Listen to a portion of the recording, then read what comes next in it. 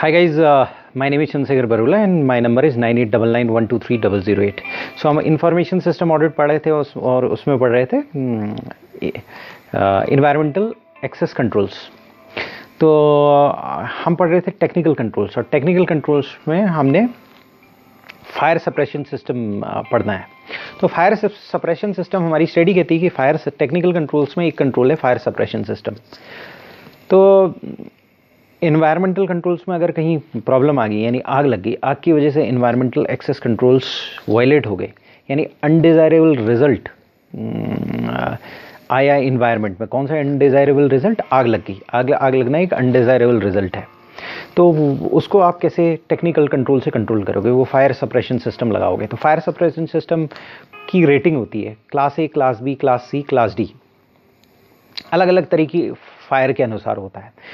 मतलब जो आपका कंबस्टिबल्स होते हैं उनके मटेरियल कंपोजिशन अलग अलग होते हैं, और उसी तरीके के एक्सटिंग्विशिंग एजेंट यूज़ होते हैं। असल में आग के लिए तीन चीज़ें चाहिए होती है। एक होता है इग्निशन टेम्परेचर, यानी एक ऐसा टेम्परेचर जिसमें आग लगे। अगर एक लेवल से ज़्यादा टेम्परेचर डाउन हो जाएगा तो आग नहीं लगेगी। इसीलिए जैसे जैसे ठंड होती जाती है आग लगना मुश्किल होता चला जाता है, और जैसे जैसे आग इग्निशन टेम्परेचर बढ़ता जाता है आग इग्निशन टेम्परेचर मिल जाता है। अगर मान लिया सपोज कहीं किसी जगह में -20 डिग्री है, वहाँ पर आप आग लगाने की कोशिश करोगे तो आग लगना मुश्किल है। आग इग्निशन टेम्परेचर नहीं आएगा। तो पहली चीज़ होती है इग्निशन टेम्परेचर। दूसरी चीज़ होती है सपोर्टर ऑफ कंबशन, यानी कि ऑक्सीजन। तो ऑक्सीजन अवेलेबल रहती है, इग्निशन टेम्परेचर जनरली अवेलेबल रहता है, और तीसरी चीज़ होती है मटेरियल जो जलेगा, कंबस्टिबल मटेरियल। तो कंबस्टिबल मटेरियल, इन तीनों चीज़ों में से एक चीज़ हटा लो, आग बुझ जाएगी। अगर कोई ऑक्सीजन हटा दो, अगर मान लिया सपोज कोई चीज़ जल रही है, किसी आदमी की, कई बार आपने देखा होगा कि मूवीज़ वगैरह में देखा होता है, आदमी जल रहा होता है उस पर कंबल डाल देते हैं। क्यों डाल देते हैं? क्योंकि सपोर्टर ऑफ ऑक्सीजन हटा देते हैं, ऑक्सीजन से ड्रेन कर देते हैं हम उसे। तो वो सपोर्टर ऑफ कंजम्पशन ख़त्म हो जाता है। कभी आपने देखा लकड़ी जल रही होती है तो वो अंदर ही अंदर सुलग रही होती है, उसके ऊपर राख है, सब कुछ है, लेकिन अंदर ही अंदर सुलग रही होती है और अंदर ही अंदर जल जाती है। क्यों? क्योंकि उसे ऑक्सीजन मिल रही होती है। जहाँ से राख एक लेवल से ज़्यादा ऊपर हो जाती है तो ऑक्सीजन मिलना बंद हो जाती है। तो तीन चीज़ चाहिए: ignition temperature, supporter of combustion यानी ऑक्सीजन अवेलेबल है इन्वायरमेंट में, कोई दिक्कत नहीं। इग्निशन टेम्परेचर जनरली अवेलेबल होता है। दिल्ली जैसी जगह में जब गर्मी ज़्यादा होती है आग ज़्यादा लगती है, क्योंकि supporter of ignition temperature easily पहुंच जाता है। तो आपको ये देखना पड़ेगा कि इग्निशन टेम्परेचर है कि नहीं है। इग्निशन टेम्परेचर होगा तो रिस्क बढ़ जाएगा, तो आपको उस टाइम पर सावधानियाँ बरतनी पड़ेगी। उसके बाद सबसे इम्पॉर्टेंट चीज़ होती है कंबस्टिबल मटेरियल, जो जल रहा है। और जिस तरह का कंबस्टिबल मटेरियल होता है उस आग को बुझाने के लिए उसी तरीके की चीज़ का एक्सटिंग्विशर यूज़ किया जाता है। मतलब जो एक्सटिंग्विशिंग सिस्टम या एक्सटिंग्विशिंग एजेंट कहें वो यूज़ किया जाता है। अब एक्सटिंग्विशिंग एजेंट क्या हो सकता है? पानी हो सकता है, कार्बन डाइऑक्साइड हो सकती है, सोडा एसिड हो सकता है, हेलॉन हो सकता है, या ड्राई पाउडर हो सकता है। सबसे पहले आग जो होती है वो सॉलिड्स में लगती है। सबसे पहली जो कैटेगरी है वो सॉलिड्स की कैटेगरी है। लकड़ी है, वुड, क्लॉथ, पेपर, रबड़, प्लास्टिक। प्लास्टिक में भी आग लग जाती है, रबड़ में भी आग लग जाती है। थोड़ा डिफिकल्ट होता है लेकिन लग जाती है तो बड़ी तेज़ी से लग जाती है, क्योंकि उसमें पॉलीमर्स होते हैं। रबड़ और प्लास्टिक में पॉलीमर्स होते हैं, पॉलीमराइजेशन। कोई भी पॉलीमर, जैसे फॉर एग्जांपल पेट्रोल भी एक पॉलीमर होता है, इसी तरीके से प्लास्टिक भी पॉलीमर होता है, लेकिन थोड़ा डिफरेंट टाइप का पॉलीमर होता है। तो उसमें आग लगने में थोड़ी डिफिकल्टी होती है, लेकिन एक बार आग लग जाती है तो लगती चली जाती है। तो अगर ये जल रहे हैं तो पानी डालो आप, या सोडा एसिड डालो। सोडा एसिड मतलब सोडियम बाइकार्बोनेट, जिसका chemical name sodium bicarbonate. Soda acid या पानी डालो, आग बुझ जाएगी। तो क्लास ए, ये क्लास ए है, मतलब जो आपका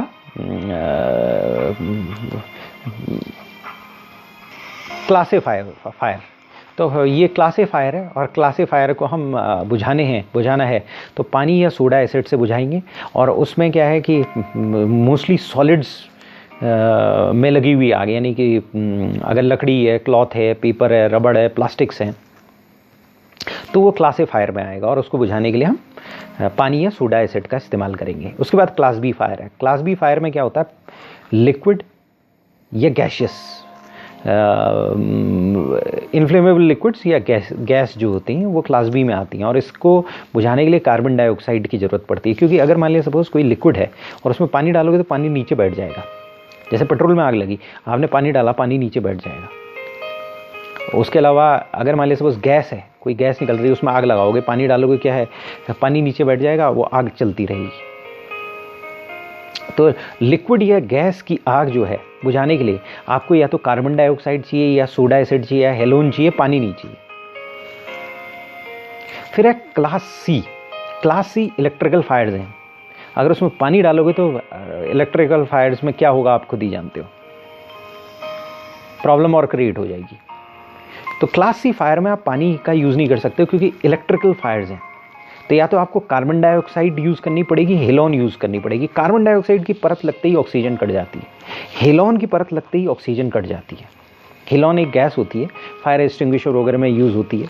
कार्बन डाइऑक्साइड जो है वो भी यही काम करती है, तो वो ऑक्सीजन को काट देती है, और ऑक्सीजन को काटने के बाद फायर सप्रेस हो जाती है। उसके अलावा क्लास डी है। क्लास डी लेबोरेटरी की फायर है। जनरली जो केमिकल्स होते हैं, फ्लेमेबल केमिकल्स होते हैं, कई मेटल्स होते हैं, जैसे मैग्नीशियम और सोडियम होते हैं। सोडियम तो ये होता है कि कई बार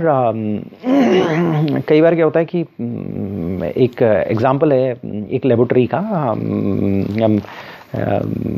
कि हमारे कुछ फ्रेंड्स थे, तो नाम मैं नहीं लेना चाहूँगा। तो एक लेबोरेटरी थी, लेबोरेटरी में क्या हुआ कि एक बंदे ने सोडियम जो है, सोडियम को सोडियम को निकाला, वो लिक्विड में होता है, निकाल कर एक रुमाल में रख लिया और जेब में रख लिया। कुछ देर बाद रुमाल जल गया, जेब जलने वाली हो गई। तो सोडियम बड़ी जल्दी फायर पकड़ता है।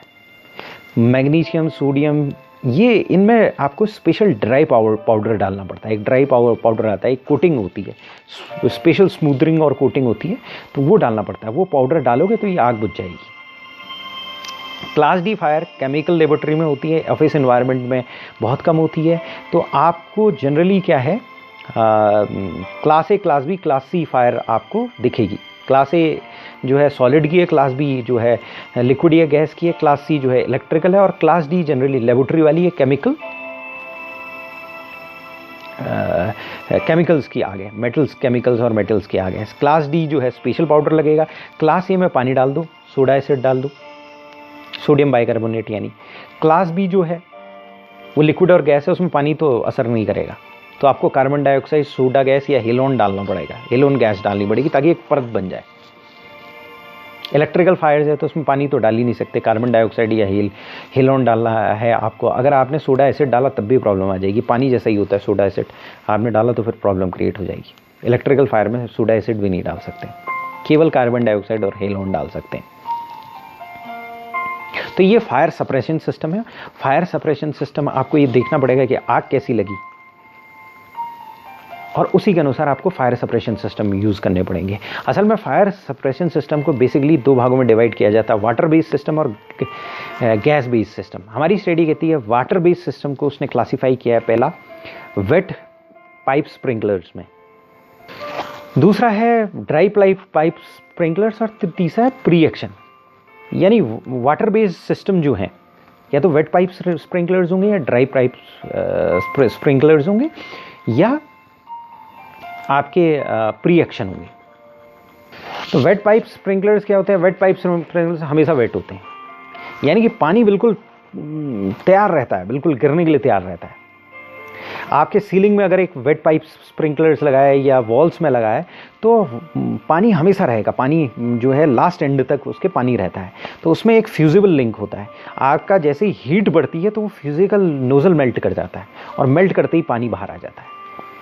यानी कि पानी निकलने के लिए तैयार रहता है, केवल एक फ्यूजिबल लिंक होता है या नोज़ल होता है, बस नोज़ल के मेल्ट करने की देर है, वेल्व ओपन हो जाएगा और पानी गिरना स्टार्ट हो जाएगा। ये वेट पाइप स्प्रिंकलर्स होता है। वेट पाइप स्प्रिंकलर्स बिल्कुल बहुत रिलायबल होते हैं। ये पानी अगर मान लिया सपोज हीट हुई, पानी फेंकने के लिए तैयार बैठे होते हैं, ये फेल होने के चांसेस इनके काफ़ी कम होता है। लेकिन कई बार क्या होता है कि गलती से पानी भी निकल जाता है, और गलती से पानी निकल जाता है तो प्रॉब्लम क्रिएट हो जाती है। कई बार क्या होता है कि आग लगती है और ये इनमें से पानी निकलता है और पानी मालूम पड़ा आपके कंप्यूटर और दूसरी चीज़ों में डल गया, कंप्यूटर ख़राब हो गए, इन्वायरमेंट में डैम्पनेस आ गई। तो कहाँ पर लगाना है, किस तरह से लगाना है, इसका आपको ध्यान रखना पड़ेगा, क्योंकि वेट पाइप स्प्रिंकलर्स जो हैं वो इंस्टेंटली ओपन हो जाएंगे और इंस्टेंटली पानी फेंकना स्टार्ट कर देंगे। तो यानी कि कहने का मतलब ये है कि जो वेट पाइप स्प्रिंकलर है इसमें लीकेज हो सकती है, ब्रेकेज ऑफ पाइप हो सकता है, एक्सपोजर हो सकता है इंफॉर्मेशन प्रोसेसिंग फैसिलिटी को, जो कि वहाँ के डैमेज कर सकता है इक्विपमेंट को, और डैम्पनेस हो सकती है। मालूम पड़ा आपके सर्वर में पानी गिर गया, क्या होगा आप खुद ही समझ सकते हो। सर्वर चालू हो रहा है, अचानक ब्लास्ट कर गया, क्या होगा आप खुद ही सोच सकते हो। इसके अलावा होता है dry pipe sprinklers. Wet pipe sprinklers में तो पानी गिरने के लिए तैयार रहता है, लेकिन ड्राई पाइप स्प्रिंकलर्स में दूसरी चीज़ होती है। उसमें क्या होता है कि dry pipe sprinklers wet pipe sprinklers की तरह होते हैं, लेकिन ड्राई पाइप स्प्रिंकलर्स में क्या होता है कि पानी पाइप में नहीं होता है, बल्कि पाइप ड्राई होते हैं। लेकिन जैसे ही सेंसर में हीट आती है, वैसे ही पाइप में पानी आना स्टार्ट हो जाता है, पंपिंग होनी स्टार्ट हो जाती है पानी की। तो ये एक डिसएडवांटेज जो है पाइप सिस्टम का, लीकेज का, ये नहीं होगा। लेकिन क्या होगा, ड्राई पाइप स्प्रिंकलर्स जो हैं वो उतने रिलायबल नहीं होते हैं। कई बार पंप काम नहीं कर रहा है,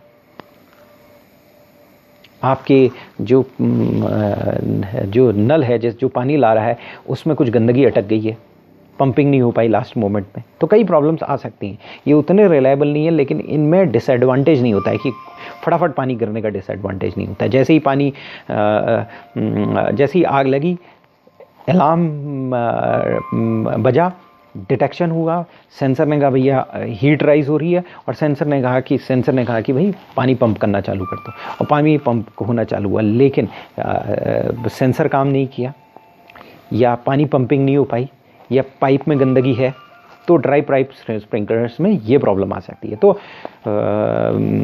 या तो ड्राई पाइप स्प्रिंकलर्स यूज़ करोगे या वेट पाइप स्प्रिंकलर्स यूज़ करोगे। इसके अलावा आज की डेट में प्री एक्शन यूज़ होता है, अधिकतर वही यूज़ होता है प्री एक्शन आजकल, क्योंकि ड्राई पाइप स्प्रिंकलर्स की भी अपनी प्रॉब्लम्स है, वेट पाइप स्प्रिंकलर्स की भी अपनी प्रॉब्लम है। दोनों की ये प्रॉब्लम है कि अनकंट्रोल्ड वाटर जाता है। प्री एक्शन में क्या होता है कि सबसे ज़्यादा रिकमेंडेड ये है कि ये जो फायर सप्रेशन सिस्टम्स हैं, जो वाटर बेस्ड सिस्टम है, उसमें सबसे ज़्यादा रिकमेंडेड ये है क्या है कि जैसे ही आपका टेम्परेचर एक लेवल में बढ़ने लगा, तो इसमें दोनों चीज़ होती हैं, ड्राई पाइप होती है और वेट पाइप होती है। तो जैसे ही एक लिमिट टेम्परेचर बढ़ने लगा, पानी सेंसर ने सेंस कर लिया, सेंसर ने समय से पहले सेंस कर लिया, और फिर पानी वो उसमें डालना स्टार्ट कर दिया पाइप में।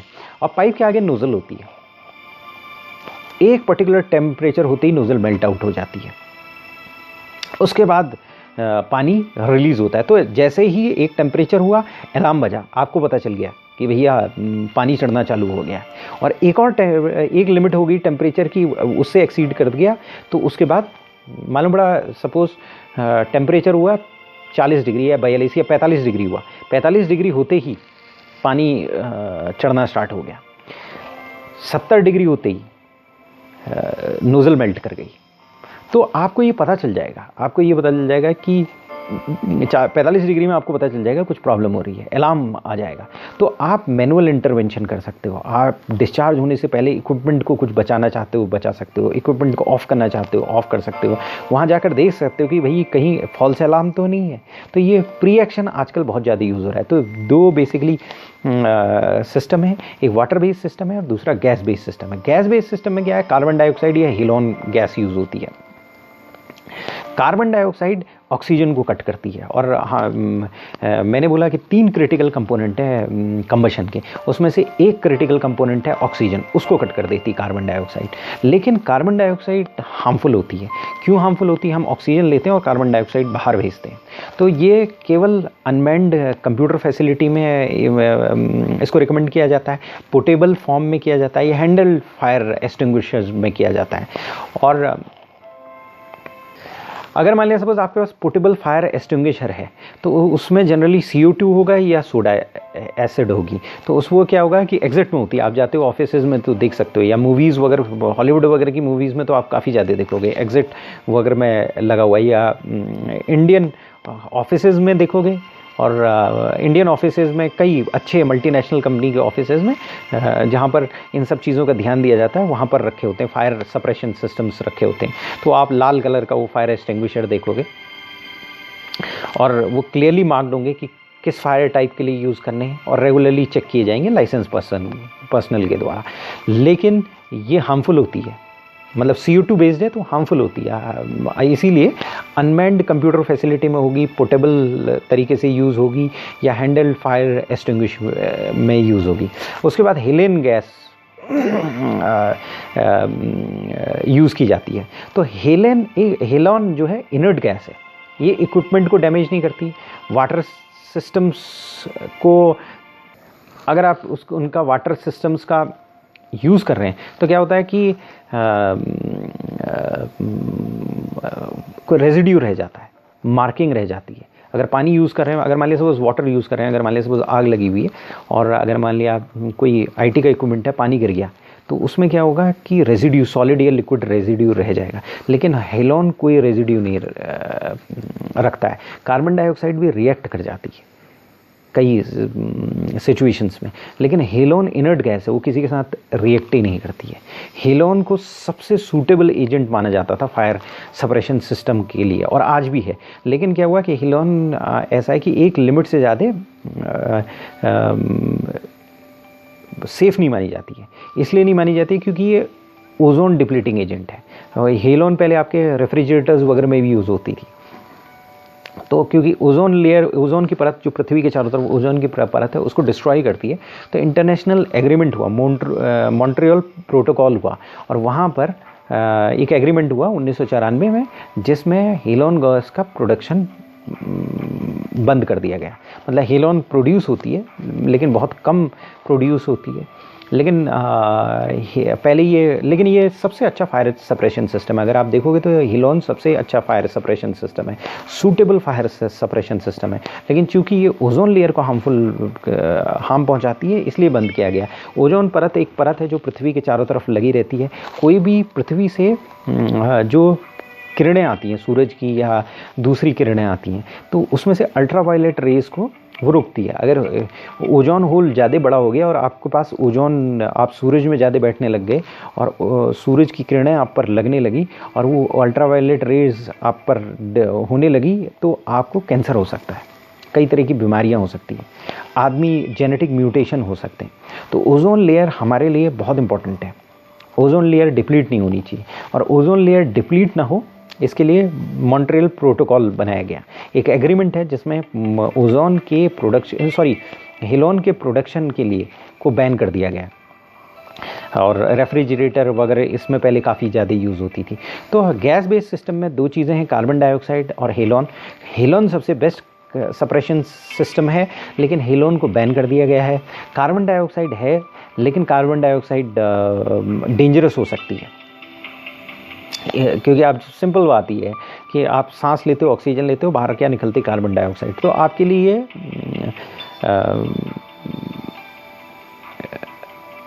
डेंजरस हो सकती है।